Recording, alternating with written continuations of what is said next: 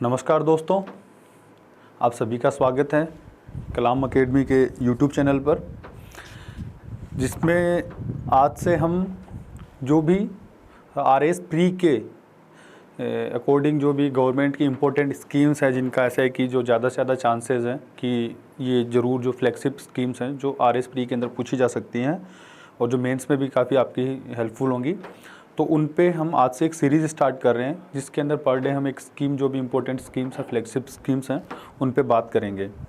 तो इसी श्रेणी के अंदर आज शुरुआत करते हुए हम जो काफ़ी एक बड़ी स्कीम, जो कि शायद पहली बार एक यूनिवर्सल हेल्थ कवरेज पे पूरे भारत में किसी राज्य के द्वारा लाई गई है, जो है चिरंजीवी मुख्यमंत्री चिरंजीवी स्वास्थ्य बीमा योजना।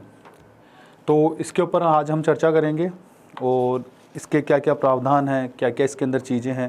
जैसे मुख्यतः अगर अपन देखें तो एक स्कीम में क्या क्या चीज़ें होती हैं, मेनली सबसे पहले कि क्या कौन सा विभाग है या नोडल एजेंसी है जो उसको लागू करेगी, कब से, मतलब वो दिनांक जब से वो लागू की जाती है, उस स्कीम के उद्देश्य क्या है,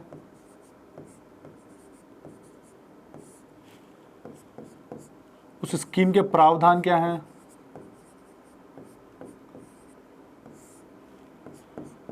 पात्रता कि कौन कौन उसके पात्रता के लिए लाभार्थी,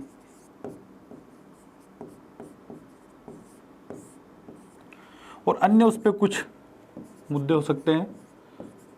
तो मोटा मोटा अगर देखा जाएगा तो एक स्कीम के अंदर आपको जो भी आप तैयारी कर रहे हैं, उस स्कीम के अंदर आपको मेजरली इन 4-5 चीज़ों पे ध्यान देना है हमेशा, कि हर एक स्कीम के अंदर यही मुख्य चीज़ें हैं, जिन पे प्री के अंदर भी अगर जो लैंग्वेज के अंदर अगर क्वेश्चन बनता है, ठीक है, तो वो स्टेटमेंट बेस्ड, तो वो भी इसी फॉर्मेट में बनेगा।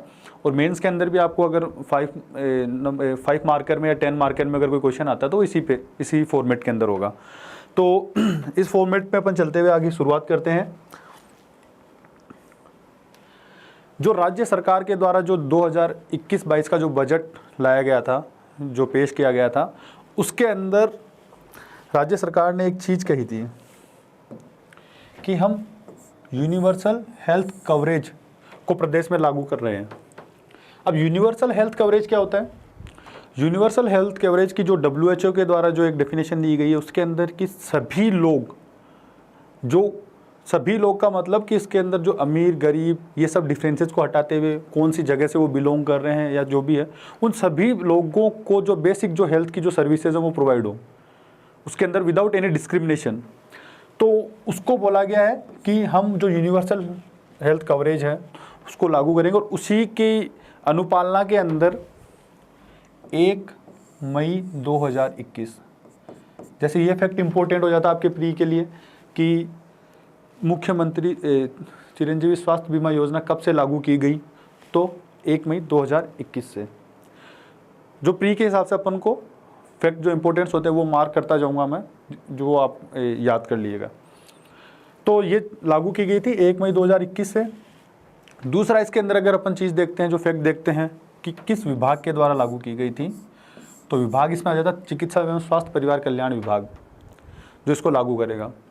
अब एक कॉमन सेंस से भी अपन देख सकते हैं कि है ना कि हाँ, हेल्थ की स्कीम है तो ये करता है। बट अगर आपसे एग्जाम में नोडल एजेंसी पूछ ली जाए, तो ये नोडल एजेंसी लगभग बच्चे इसमें गड़बड़ कर देते हैं।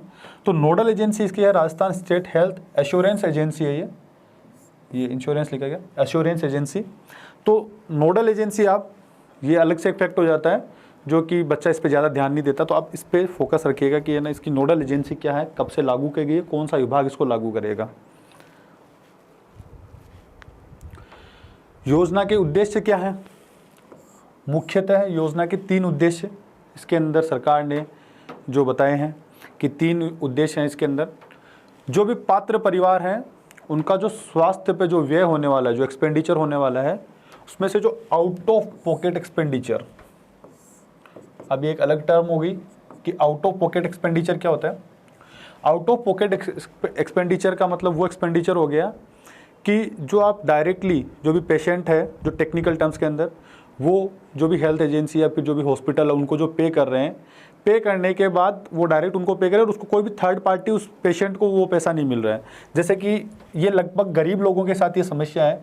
अगर एक गरीब आदमी है, उसने अपने कैश रिजर्व, उसने अगर 2000 रुपये इकट्ठे कर रखे हैं घर पे, घर में कोई बीमार हो गया, अब उसे इलाज के लिए ले गया, तो 2000 में से जो अपना निकाल के जो पैसा देता है, ठीक है, वो उसको कोई देने वाला नहीं है। 2000 में से अगर उसके 1500 रुपये 2000 पूरे के पूरे भी खर्च हुए, तो उसने कोई इंश्योरेंस नहीं करवा रखा, क्योंकि वो गरीब है तो उनको पता नहीं होता इन सब चीज़ों के बारे में। तो वो जो चीज़ होगी जो आउट ऑफ पॉकेट एक्सपेंडिचर, जो कोई भी थर्ड पार्टी वापस रीइंबर्स नहीं करेगा उस पेशेंट को, वो सारे को हम बोलते हैं आउट ऑफ पॉकेट एक्सपेंडिचर्स। तो जो पहला उद्देश्य है वो है कि जो आउट ऑफ पॉकेट एक्सपेंडिचर है इसको कम करना। दूसरा उद्देश्य है कि पात्र परिवार को राजकीय अस्पतालों के साथ साथ जो निजी अस्पताल हैं उनके अंदर भी ये जो सुविधाएं हैं, जो गुणवत्तापूर्ण जो विशेषज्ञ चिकित्सा सुविधाएं हैं, ये प्रदान की जाएं। क्योंकि जो गवर्नमेंट हॉस्पिटल्स हैं उनकी भी एक लिमिटेशंस हैं। तो सरकार का ये मानना है कि कुछ क्यों ना कि जो कुछ प्राइवेट प्लेयर्स हैं उनको भी इसके अंदर रोप इन करें हम, और उनके द्वारा अगर हेल्प ली जा सकती है, उन हॉस्पिटल्स में अच्छी अगर फैसिलिटीज़ हैं तो उनको हम यहाँ पे लाएं, और उनको एक जो सूची बनाई गई उसके अंदर उन सभी को लिखा गया है। राज्य के पात्र परिवार को योजना में वर्णित पैकेज से संबंधित बीमारियों का निःशुल्क इलाज उपलब्ध करवाना है। ये निःशुल्क इलाज है, ये कुछ भी आपको पैसा नहीं देना है। जिस दिन से पेशेंट गया हॉस्पिटल में और उसके बाद से जब तक वो बाहर निकलता है, उसमें भी और कुछ प्रोविजंस है कि 5 दिन पहले का, 15 दिन, जो हम आगे देखेंगे। तो इसके अंदर किसी को कुछ भी पैसा नहीं देना है। बट ऐसा नहीं कि वो इलाज कहाँ तक का भी हो, 10 लाख तक हो, ऐसा नहीं। इसमें कुछ लिमिटेशंस हैं, उसकी हम आगे बात करेंगे। तो मेन योजना के 3 उद्देश्य थे जिन पे हमने बात कर ली। ये आपके मेंस के पर्सपेक्टिव से इम्पोर्टेंट हो जाता है कि इस योजना के उद्देश्य क्या क्या हैं। तो उस हिसाब से अपन मेंस का भी साथ साथ लेके चलते हैं। अब हम इस पे देखते हैं कि जो इसका विवरण है, जो सेलिएंट फीचर्स हैं कि योजना के अंदर क्या क्या प्रावधान है। तो पहला जो हमने पहले भी बात की थी, जो 30 जनवरी 2021 को जो आयुष्मान भारत महात्मा गांधी राजस्थान स्वास्थ्य बीमा योजना का जो लागू किया गया था, उसके अंदर वो यूनिवर्सल हेल्थ कवरेज पे नहीं था। उसके अंदर कुछ लिमिटेशंस थी कि ये लोग ही पात्र होंगे, और उसके अलावा जो दूसरे लोग हैं वो उसमें पात्र नहीं थे। तो जब यूनिवर्सल हेल्थ कवरेज की बात की गई, जिसके अंदर हमको सभी फैमिलीज़ को, सभी राजस्थान की पूरी जनसंख्या को इसके अंदर इंक्लूड करना था, तो हमने उसी का दायरा बढ़ा के और 1 मई 2021 से जो मुख्यमंत्री चिरंजीवी स्वास्थ्य बीमा योजना को लागू किया है। तो ये जो आयुष्मान भारत महात्मा गांधी राजस्थान स्वास्थ्य बीमा योजना थी, उसी का दायरा बढ़ा के उसी को आगे इसमें कन्वर्ट किया गया है। दूसरा आता है कि लाभार्थी परिवार कौन कौन से हैं। तो इसके अंदर 2 तरह की श्रेणियां बनाई गई हैं लाभार्थी परिवारों की। एक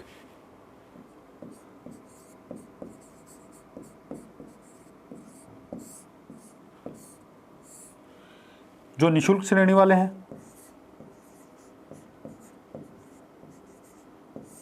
और एक जो शुल्क देंगे। तो 2 तरह की इसके अंदर श्रेणियां बनाई गई हैं। एक जिनको कुछ भी पैसा नहीं देना है, और एक वो लोग जो कुछ पैसा देके इस स्कीम के अंदर सम्मिलित हो सकते हैं। तो निःशुल्क श्रेणी के अंदर बेसिकली 4 मेन कैटेगरीज जो गवर्नमेंट ने डिफाइन की हैं। पहला है कृषक। कृषक सभी नहीं, जो लघु एवं सीमांत किसान है।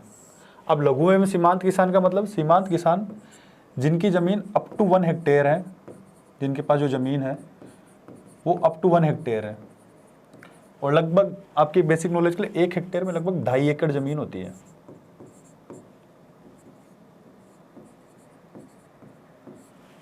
उसी तरीके से जो लघु किसान है उनका जो 1 से 2 हेक्टेयर तक, जिन लोगों के पास, जिन किसानों के पास इतनी ज़मीन है, तो ये जो 2 कैटेगरीज हैं लघु एवं सीमांत किसान, इन्हीं 2 को इसके अंदर इंक्लूड किया गया है। दूसरी कैटेगरी इसमें है जो संविदा कर्मी है, जो भी कॉन्ट्रैक्ट बेस पे हैं। वो कॉन्ट्रैक्ट बेस पे किसी भी विभाग में हो सकते हैं, बोर्ड में हो सकते हैं, निगम में हो सकते हैं, या फिर कोई भी सरकारी कंपनी है उसके अंदर हो सकते हैं। उन सब लोगों को इसके अंदर इंक्लूड किया गया है जिनको कोई प्रीमियम पे नहीं करना है। तीसरे हैं जो NFSA है, राष्ट्रीय खाद्य सुरक्षा अधिनियम, वह जो सोशल इकोनॉमिक कास्ट सेंसस जो 2011 के हैं, इसके अंदर जो परिवार हैं जो मेंशन्ड है वो वाली कैटेगरी है। और एक है निराश्रित एवं असहाय परिवार, ये बाद में ऐड की गई थी ये कैटेगरी, जिसके अंदर की जो गवर्नमेंट ने जब कुछ पैसा जो भी निराश्रित एवं असहाय परिवार थे जिनके डायरेक्ट खाते के अंदर डाला था राजस्थान सरकार ने, तो उन परिवारों को भी बाद में इसके अंदर निःशुल्क कैटेगरी के अंदर ऐड किया गया था। ये हो गई उसकी निःशुल्क कैटेगरी। और एक है शुल्क कैटेगरी, जो कुछ एक शुल्क दे के इस स्कीम के अंदर खुद को एनरोल कर सकते हैं। वो लोगों का जो शुल्क का जो प्राइस है वो है 850 रुपये प्रति परिवार प्रति वर्ष। इसमें ये 850 रुपये पूरे परिवार का है, एक पर्टिकुलर इंडिविजुअल जो मेंबर्स हैं परिवार के उनका नहीं है। चाहे से 5 मेंबर का अगर परिवार है तो भी उनको 850 देने, 6 का है, 7 का है, 8 का है। तो ये जो नंबर ऑफ मेंबर्स हैं परिवार के अंदर, इनकी कोई लिमिटेशन इस स्कीम में रखी नहीं गई है। तो 850 रुपये प्रति परिवार। तो ये एक फैक्ट हो जाता है कि ना इसके अंदर जो प्रीमियम राशि है जो निःशुल्क श्रेणी की वो कितनी है। तो ये आपका एक इम्पोर्टेंट फैक्ट है। तीसरी चीज़ है वॉलेट राशि। अब वॉलेट क्या है? सरकार इसके अंदर आपकी जो ऑनलाइन पोर्टल है उसके अंदर एक वॉलेट को मेंटेन कर रहा है, जिसके अंदर की जो वॉलेट राशि है उसको इन्होंने 2 कैटेगरीज में डिवाइड कर रखा है। जो टोटल वॉलेट राशि है वो आपकी है 5 लाख। ये 5 लाख है 1 साल की। 1 साल में आप पूरे परिवार का जो अगर 5 लाख तक का कोई खर्च वाला आपकी जो भी बीमारी या फिर वो होता है तो उसके अंदर इसको सब कैटेगराइज कर दिया 2 के अंदर। एक तो है साधारण और एक है गंभीर। तो जो साधारण बीमारियों के लिए जो प्राइस रखी गई है वो रखी गई है 50,000 और जो गंभीर बीमारियों के लिए है वो रखी गई है 4.5 लाख। ये दोनों मिला के टोटल 5 लाख हो जाते हैं आपके। तो जो इसमें जो वॉलेट राशि आपकी वो 5 लाख होती है। जैसे कि आप पहली बार बीमार हुए, आपका खर्चा आया 2 लाख का, तो आपकी जो 3 लाख की जो पेंडिंग राशि है वो आपकी वॉलेट में शो होगी। जब आप अगली बार अपना इलाज कराने जाएंगे तो वहाँ पे वो दिखाएगा कि अगर आपका अगली बार का इलाज अगर 4 लाख का है और आपकी पेंडिंग जो उसके अंदर जो राशि जो पेंडिंग है जो अभी बची हुई है आपकी वो 3 लाख है, तो आप 1 लाख एक्स्ट्रा दे के और अपना इलाज करवा सकते हैं। 3 लाख जो आपकी वॉलेट में पड़ा हुआ था वहाँ से काट लिया जाएगा, 1 लाख आप कैश या जिस भी माध्यम से हॉस्पिटल को देंगे उसके बाद में वो चीज़ हो जाएगी। तो इस योजना में साधारण बीमारियों हेतु 50,000 प्रति वर्ष जो मैंने आपको बताया था कि 1 साल के लिए है, और गंभीर बीमारियों के लिए 4.5 लाख की राशि का बीमा कवर प्रतिवर्ष परिवार दे। ये पूरे परिवार का है, एक मेंबर पे नहीं है कि एक मेंबर अगर बीमार हो तो 5 लाख, 10 मेंबर हुए तो फिर तो आप 50 लाख का, वैसा नहीं है, पूरे परिवार पे है। यह वॉलेट राशि पूरे एक पॉलिसी वर्ष के लिए योग्य हुए। यदि किसी पॉलिसी वर्ष के दौरान मरीज के लिए पैकेज बुक करते समय मरीज के वॉलेट की राशि कम पड़ती है अथवा समाप्त हो गई है तो ऐसी स्थिति में शेष राशि का भुगतान मरीज के द्वारा स्वयं किया जाएगा। इसके लिए अस्पताल इलाज के पूर्व ही मरीज के परिवार को इस बारे में सूचित करेंगे। ऐसा नहीं कि आप चले गए, आपने मरीज को भर्ती करा दिया, फिर उन्होंने बताया कि आपके वॉलेट में तो 2 लाख ही बाकी हैं, आपका इलाज 4 लाख का पड़ेगा, 2 लाख आपको हमें देने पड़ेंगे। तो ये चीज़ पूर्व जब भी पेशेंट को एडमिट करेंगे तो वहाँ पे जो चिरंजीवी मित्र होते हैं वो आपको पूर्व के अंदर बता देंगे कि आपके वॉलेट में इतनी राशि है और आपका इलाज इतने का है, आपको कुछ पैसा पे करना पड़ेगा। अब ये काफ़ी इंपॉर्टेंट हो जाता है क्योंकि आरपीएससी जो स्टेटमेंट वाले जो क्वेश्चंस आते हैं उनके अंदर पैकेजेस, नंबर ऑफ डिजीजेस कितनी कवर की गई हैं, इन सब पे काफ़ी फैक्चुअल डेटा है बट काफ़ी क्वेश्चंस आते हैं इस पर। जैसे कि योजना केवल आईपीडी प्रोसीजर्स के लिए है। पहली बात तो 2 तरीके होते हैं, एक तो होता है ओपीडी जहाँ पे अपन जाके डायरेक्ट दिखा देते हैं, आउटडोर पेशेंट डिपार्टमेंट। एक होता है आईपीडी, इन पेशेंट, मतलब इसमें आपको वहाँ पे भर्ती होना पड़ता है, इन पेशेंट डिपार्टमेंट आईपीडी। आपको वहाँ पे हॉस्पिटल के अंदर भर्ती होंगे, उसके बाद में आपका इलाज चलेगा, तो वो चीज़ें इसके अंदर काउंट की जाएंगी। अब योजना के अंतर्गत कोविड सहित, इसके अंदर पहले कोविड नहीं था पर कोविड आने के बाद में इस चीज़ों को इंक्लूड किया गया। 1576 प्रकार के पैकेजेस इसके अंदर रखे गए हैं। पैकेजेस को और अधिक सुगम एवं समझने में आसान बनाने के लिए इन्हें योजना के सॉफ्टवेयर में वापस इनको सब कैटेगराइज कर दिया है 3219 के अंदर। तो इसमें कंफ्यूज मत होना, अगर क्वेश्चन आता है तो नंबर ऑफ पैकेजेस कितने हैं 1576, बट उन्हीं को इजी वे में लोग समझ सकें तो उनको सब कैटेगराइज कर दिया है 3219 पैकेजेस के अंदर। योजना अंतर्गत योजना के आरंभ से पूर्व की सभी बीमारियां सम्मिलित हैं। योजना के अंतर्गत लाभार्थी को मिलने वाली बीमारियों के पैकेज में निम्नलिखित चिकित्सा सुविधा उपलब्ध है। अब इसमें कौन कौन सी बीमारियों को इंक्लूड किया गया है, क्या क्या चीज़ें या फिर क्या क्या सुविधाएं हैं इसके अंदर, जिन चीज़ों को लिया गया है। तो सबसे पहला जो रजिस्ट्रेशन शुल्क होता है, हॉस्पिटल में जाते हैं अपन, डॉक्टर को दिखाने जाते हैं, तो अभी ये 100 रुपये फीस, 200 रुपये फीस जो भी है वो आपकी इसमें इंक्लूडेड होती है। जो भी आपका बेड चार्ज है, जो भी आपके जो भर्ती के अंदर जो भी लेते हैं या फिर जो नर्सिंग जो चार्जेस वगैरह जो ऐड करते हैं, तो ये जो सारे चार्जेस हैं, शल्य चिकित्सा, एनेस्थीसिया का, रक्त का, ऑक्सीजन, ओटी आदि का व्यय, औषधियों का, जो भी आपकी दवाइयाँ जो आप वहाँ पे लेते हो, एक्सरे या फिर जो भी आप वहाँ आपकी जो भी जांच की जाती है, हार्ट की, ईसीजी वगैरह जो भी, वो सब इसमें इंक्लूडेड है।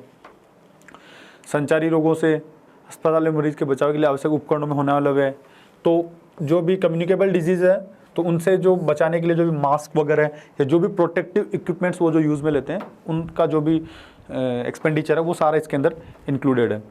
अब इसके अंदर एक काफ़ी बेहद महत्वपूर्ण पॉइंट है, ये स्टेटमेंट में काफ़ी बार पूछा भी गया है, कई एग्जाम में पूछा भी जा सकता है अभी भी आपके आरएस के अंदर, कि इसके अंदर 5 दिन पहले तक का व्यय इन्होंने इंक्लूड किया है।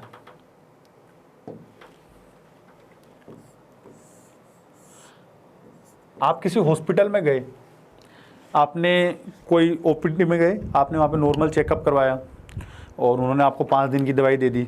5 दिन की दवाई लेने के बाद में आपको पता लगता है कि नहीं, बीमारी तो सही नहीं हो रही है, गंभीर बीमारी टाइप है और मुझे एडमिट होना पड़ेगा। तो जब जिस दिन आप एडमिट होते हैं उसके 5 दिन पहले का आपने अगर सेम हॉस्पिटल से, ऐसा नहीं कि आपने किसी और हॉस्पिटल में पहले 5 दिन की पर्चियाँ या जो भी आपकी जांच वगैरह करवाई थी और आप दूसरे हॉस्पिटल में जाके एडमिट होते हैं, तो ये चीज़ मान्य नहीं होगी। बट अगर आप उसी हॉस्पिटल में हैं और आपने जो 5 दिन पहले तक की जो भी आपकी दवाई की जो रसीदें हैं, पर्चियाँ हैं, जो भी वो सब आप अगर उनको देते हैं, तो 5 दिन पहले का और उसी हॉस्पिटल से डिस्चार्ज होने के बाद जो 15 दिन बाद तक का जो भी आपका उस संबंधित अस्पताल के अंदर सेम हॉस्पिटल में जो भी इलाज चलता है, ठीक है, 15 दिन बाद तक, क्योंकि डिस्चार्ज होती है, अपनी दवाइयाँ तो बंद होती नहीं है, वो तो चलती रहती हैं आगे तक। तो आगे तक की जो बीमारियों के लिए जो भी दवाई चल रही है, जो भी आप डिस्चार्ज होने के बाद, उनका भी व्यय, तो 5 दिन पहले का और 15 दिन बाद तक का डिस्चार्ज होने से, या फिर जब 5 दिन पहले एडमिट होने से और 15 दिन बाद डिस्चार्ज होने तक से जो भी आपकी जांचों का, दवाइयों का, डॉक्टर का परामर्श का शुल्क, वो सब उसी में इंक्लूडेड है। उसका ऐसा नहीं कि आपको अलग से पे करना है, वो सारी चीज़ें उसी के अंदर इंक्लूडेड है। अन्य प्रावधान और हैं इसके अंदर कुछ, कि योजना में परिवार के आकार एवं आयु की कोई सीमा नहीं है। ये जो बेस्ट इसके अंदर जो चीज़ें हैं, कि काफ़ी बार होता है कि ना किसी स्कीम के अंदर की मैक्सिमम कि इतनी आयु तक के लोगों तो कि हम इंश्योरेंस देते हैं, जैसे इंश्योरेंस कंपनीज़ में अक्सर ये करती हैं, जो हेल्थ इंश्योरेंस कंपनीज़ देती हैं, उसके अंदर उनकी जो टर्म्स एंड कंडीशंस होती है, जो काफ़ी बड़ी होती है, पीछे स्टार करके, जिनको अपन कभी पढ़ते नहीं हैं, उनके अंदर ये चीज़ें मेंशन होती हैं कि फैमिली साइज इतनी होनी चाहिए, या फिर जो भी इंश्योरेंस करवा रहा है उस व्यक्ति की जो आयु है वो 60 से ऊपर ना हो, 80 से ऊपर ना हो, कुछ ऐसे वो कंडीशंस लगाते हैं। बट ये ऐसी कोई भी कंडीशन इस स्कीम के अंदर नहीं लगाई गई है। अब 1 वर्ष तक के शिशु बिना परिवार कार्ड में नाम के भी योजना में लाभ लेने के लिए अधिकृत होंगे। ये कैसे होंगे? 1 साल तक का आपका बच्चा है, उसका अभी राशन कार्ड में या जन आधार कार्ड में उसका नाम ऐड नहीं हुआ है, तो उसके लिए जो वहाँ पे एक ऑफिसर होते हैं हॉस्पिटल के अंदर, वो आपको जो भी उनके जो माता पिता होते हैं उनके डॉक्यूमेंट्स लेके और उस बच्चे को उसके अंदर उस स्कीम का लाभ मिल सकता है। तो वो सारी चीज़ें जो प्रावधान थे कि स्कीम के क्या क्या मुख्य प्रावधान है। आगे चलते हैं तो आता है आवश्यक दस्तावेज। अब आप हॉस्पिटल में जाएंगे तो आपको क्या क्या जो दस्तावेज है जो वहाँ जमा कराने हैं जिससे कि आप इस स्कीम का फ़ायदा ले सकें। तो पहला है जन आधार कार्ड। अगर आपका बना हुआ है तो आधार कार्ड, जन आधार कार्ड वहाँ पे प्रेजेंट में आपके पास मौजूद नहीं था, आप उसका नंबर दे सकते हैं। और अगर आपका जन आधार कार्ड बन के नहीं आया है तो जब अपन जन आधार कार्ड बनवाने जाते हैं तो वो आपको एक रजिस्ट्रेशन स्लिप देता है। उस रजिस्ट्रेशन स्लिप पे एक नंबर होता है, रजिस्ट्रेशन नंबर, तो पंजीयन रसीद का नंबर दे के भी आप इस स्कीम के अंदर बेनिफिट ले सकते हैं। दूसरा, आपका आधार कार्ड नंबर होना आवश्यक है। आधार कार्ड आपके पास होना चाहिए। आधार कार्ड के आपके जो नंबर हैं वो इसके अंदर वो नोट करते हैं और उसके आधार पे आपको इस चीज़ का फ़ायदा दिया जाता है। अब राजस्थान का हर परिवार यूनिवर्सल हेल्थ कवरेज है भाई, तो हर परिवार तो इसमें इंक्लूड हो ही सका, सभी परिवार इससे जुड़ सकते हैं। लेकिन इसके अंदर एक चीज़ इन्होंने कही कि सरकारी कर्मचारियों को परिवार के इस योजना से जुड़ने की आवश्यकता नहीं है, क्योंकि उनके लिए राजस्थान गवर्नमेंट हेल्थ स्कीम योजना लाई जा रही है, ये लाई जा चुकी है। इस पर भी हम एक वीडियो बनाने वाले हैं RGHS पे। तो जो सेंट्रल गवर्नमेंट की स्कीम थी CGHS, central government health scheme, उसी की तर्ज पे राजस्थान सरकार ने अपने कर्मचारियों के लिए RGHS स्कीम लॉन्च की है, राजस्थान गवर्नमेंट हेल्थ स्कीम। तो जो भी सरकारी कर्मचारी हैं उनके जो परिवारजन हैं उनके लिए जो हेल्थ की जो सुविधाएं हैं वो इसके अंदर दी जाती हैं RGHS में। तो उन लोगों को इसके अंदर कहा गया है कि आप इनसे ना जुड़ें, क्योंकि आपके लिए RGHS अलग से है। और RGHS पे हम फिर से एक बार चर्चा करेंगे, इस पर एक वीडियो आएगा पूरा, काफ़ी इम्पोर्टेंट है ये भी RS प्री के हिसाब से। फिर काफ़ी बच्चों को कन्फ्यूज़न होता है कि ये भामाशाह थी पहले, फिर ये चिरंजीवी आई है, तो इन दोनों में फ़र्क क्या है कि पूर्व में चल रही थी जो भामाशाह, उससे ये अलग कैसे है? भामाशाह भी चल रही थी, उसके अंदर भी कुछ प्रोविजंस थे। तो जो प्रोविजंस का जो मेजर जो डिफरेंस है, ठीक है, वो पहला तो है कि पात्र परिवार, उसके अंदर वो यूनिवर्सल हेल्थ कवरेज में नहीं थी। तो उसके अंदर मैंने जैसे आपको बताया था कि कुछ लोगों को ही उसका बेनिफिट मिल रहा था। तो वो जो बेनिफिट थे, वो वाले जो लोग थे वो थे एक तो NFSA वाले और एक SECC, राष्ट्रीय खाद्य सुरक्षा अधिनियम और सोशल इकोनॉमिक कास्ट सेंसस, ठीक है, इन दो को ही उनका लाभ मिल रहा था। तो इसमें लगभग 98 लाख परिवारों को इन्होंने इंक्लूड कर रखा था। फिर आता है प्रीमियम। जो प्रीमियम था उसके अंदर क्या क्या बदलाव किए गए हैं। तो पिछली योजना में सरकार केवल NFSA के पात्र परिवारों का प्रीमियम ही वहन कर रही थी। चिरंजीवी में NFSA के साथ ही SECC, लघु एवं सीमांत, राज्य सरकार के सभी संविदाकर्मी, कोरोना के दौरान आर्थिक सहायता प्राप्त करने वाले परिवारों का पूरा प्रीमियम भी सरकार दे रही है। तो इसके अंदर जो 4 कैटेगरीज जो हमने डिसाइड की थी, जो निःशुल्क श्रेणियां हैं, उनका सरकार दे ही रही है। प्लस उसके अलावा जो शुल्क वाले हैं, जो 850 रुपये प्रति वर्ष प्रति परिवार दे रहे हैं, उनका भी जो रिमेनिंग जो शुल्क है, जो इंश्योरेंस कंपनी जो उनसे ले रही है सरकार से, वो भी सरकार वहन कर रही है। फिर आता है बीमा कवरेज। तो बीमा कवरेज की राशि किस प्रकार से भिन्न है दोनों योजनाओं में। तो गंभीर बीमारियों के लिए भामाशाह स्कीम के अंदर 3 लाख रुपए के तक की थी, और जो सामान्य बीमारी थी उसके लिए 30,000 तक की। तो जो कुल राशि थी वो उसमें 3,30,000 रुपये की ही थी। और इस नई के अंदर कितनी है? 5 लाख रुपए, जिसको भी इन्होंने 4.5 लाख गंभीर और 50,000 सामान्य। तो ये जो बेसिकली इसके अंदर जैसे कि आप प्रीमियम अमाउंट देखेंगे, जो बीमा कवरेज का जो अमाउंट है, बीमा कवरेज का अमाउंट इसमें काफ़ी डिफरेंस है। 3.30 लाख था और ये 5 लाख तक का इसके अंदर राशि है। तो ये बेसिक 3 डिफरेंस है इन दोनों स्कीम्स के अंदर, भामाशाह के अंदर और चिरंजीवी के अंदर। फिर इसके अंदर कुछ अन्य जो महत्वपूर्ण तथ्य हैं, जैसे कि चिरंजीवी मित्र, उन पे भी हम बात कर लेते हैं। चिरंजीवी मित्र सरकार के द्वारा अपॉइंटेड कुछ कर्मचारी हैं जो भी एमपैनल्ड हॉस्पिटल्स हैं इस स्कीम के अंदर, वहाँ पे आपको मौजूद मिलेंगे हेल्प डेस्क पे। तो आप जब भी जाते हैं तो सबसे पहले आप वहाँ बताते हैं कि है ना, मुझे मुख्यमंत्री चिरंजीवी स्वास्थ्य बीमा योजना के तहत इलाज करवाना है मेरे पेशेंट का। तो वो जो चिरंजीवी मित्र होता है वो आपसे आपका जो भी डेटा है वो कलेक्ट करता है, आपसे आपके डॉक्यूमेंट्स लेता है, वो आपका चेक करता है कि आपके वॉलेट में कितनी अमाउंट है। फिर वो आपको इन्फॉर्म करते हैं कि आपके वॉलेट में अभी इतनी अमाउंट है, यहाँ पे ये चीज़ें हैं। उसके अलावा भी अगर आपको कोई समस्या होती है हॉस्पिटल के अंदर तो आप उनको कह सकते हैं, वो आपको पूरा असिस्ट करते हैं जब आप एडमिट होते हैं हॉस्पिटल में और जब तक आप डिस्चार्ज नहीं हो जाते हैं। तो ये सभी चीज़ें हैं कि जो चिरंजीवी मित्र जो वहाँ पे लगाए गए हैं। तो ये बेसिकली लोगों तक जो स्कीम की जो रीच है उसको आसान करने के लिए, कि जो भी पात्र जो लोग वहाँ जा रहे हैं, जो भी पेशेंट्स वहाँ जा रहे हैं, उनको किसी भी प्रकार की कोई समस्या ना हो इस स्कीम का फ़ायदा लेने के अंदर। तो ये काफ़ी अच्छा इनिशिएटिव है चिरंजीवी मित्र। तो ये जो बेसिकली जो चीज़ें थी जो भी इस स्कीम के बारे में, जिसके अंदर हमने सभी चीज़ें इंक्लूड कर ली इसके अंदर, कि कब से इसकी शुरुआत हुई थी, क्या कौन से इसका विभाग है जो इसको लागू करेगा, कौन सी नोडल एजेंसी है, क्या क्या इस स्कीम के उद्देश्य हैं, क्या पात्रता है, क्या लाभार्थी हैं, क्या क्या आवश्यक दस्तावेज हमें चाहिए, क्या क्या इस स्कीम में प्रावधान हैं, कौन लोग इसमें जो प्रीमियम अमाउंट है वो देंगे, कौन कौन से लोग हैं जो निःशुल्क इसमें जो श्रेणी के अंदर आते हैं, जिनको कोई शुल्क देने की आवश्यकता नहीं है। तो ये सभी चीज़ें हैं जो ये स्कीम, जिसके अंदर आपकी प्री और मेंस दोनों के अंदर से, अगर आप देखते हैं कि भामाशाह और चिरंजीवी के अंदर जो डिफरेंस है वो भी इसके अंदर इंक्लूड किया गया है क्या, तो जो आपसे 5 नंबर में पूछा जा सकता है मेंस के अंदर। तो ये एक स्कीम है जो हमने आज कंप्लीट की है। अगली स्कीम जो आएंगी वो नेक्स्ट डे हमेशा आपके पास आप आती रहेंगी। ओके, धन्यवाद हमसे जुड़े रहने के लिए।